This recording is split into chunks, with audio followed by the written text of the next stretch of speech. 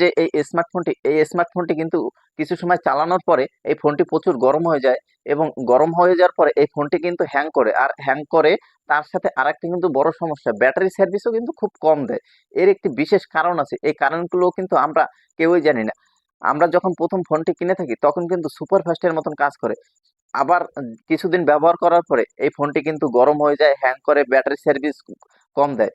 তো এর যে কারণগুলো আজকে আমি আপনাদের ভিডিওতে পুরোপুরিভাবে দেখাবো, আর এই ভিডিও দেখার পরে আপনিও কিন্তু দ্রুত আপনার ফোনটি থেকে এই ধরনের কাজগুলো করে আবার ফোনটিকে আপনি নূতনের মতন অবস্থায় করে নিয়ে আসতে পারবেন, আর আপনার ফোনটি কিন্তু দ্রুত সুপারফাস্টের মতন কাজ করবে। তো এই কাজটি আপনি কিভাবে করবেন, আপনি ভিডিওটি না টেনে পুরোপুরিভাবে ভিডিওটি দেখুন, তাহলে কিন্তু আপনি এরকম ধরনের আবার কাজ করতে পারবেন, ফোনটিকেও আবার সুপারফাস্ট করতে পারবেন। তো বন্ধুরা, আপনি না টেনে এই ভিডিওটি দেখুন, আর চলুন আমরা স্ক্রিনে যাই। কিভাবে স্ক্রিনে আসার পরে আমাদের যে প্লে স্টোর আছে, আমরা আমাদের প্লে স্টোরে যাব। প্লে স্টোরে যাওয়ার পরে আমাদের উপরে একটি জিমেল আইকন দেখা যাবে, এই জিমেলের উপরে আমি ট্যাপ করে দেব। ট্যাপ করে দেওয়ার পরে এখানে একটি আমি অপশন দেখতে পাবো, ম্যানেজ অ্যাপ ডিভাইস। এই ম্যানেজ অ্যাপ ডিভাইসের উপরে আমি ট্যাপ করে দেব। এখানে ট্যাপ করে দেওয়ার পরে এখানে একটি অপশন আছে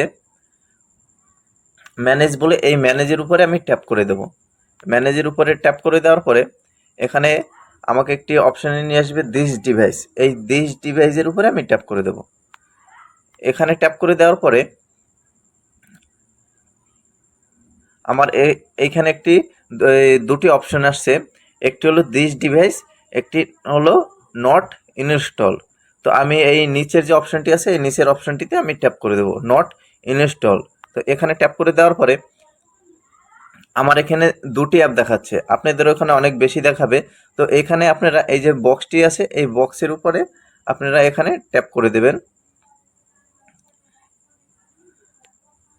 তো এখানে ট্যাপ করে দেওয়ার পরে এই যে উপরে যে ডিলিট অপশন আছে, আপনারা এই ডিলিট অপশনে ট্যাপ করে দেবেন। এখানে ট্যাপ করে এখানে এই যে রিমুভ অপশন আছে, রিমুভ অপশনে ট্যাপ করে দেবেন। রিমুভ অপশনে ট্যাপ করে দেওয়ার পরে আপনাদের সামনে কিন্তু এরকম একটা ইন্টারফেস নিয়ে আসবে।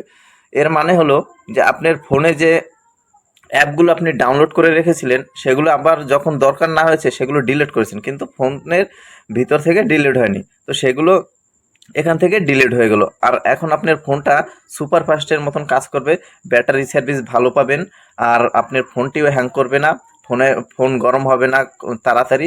তো এর জন্য কিন্তু এই কাজটি আপনি দু একদিন পর পরে, বা আপনার যে অ্যাপগুলো আপনি ডিলিট করছেন সেগুলো চেক করে এখান থেকে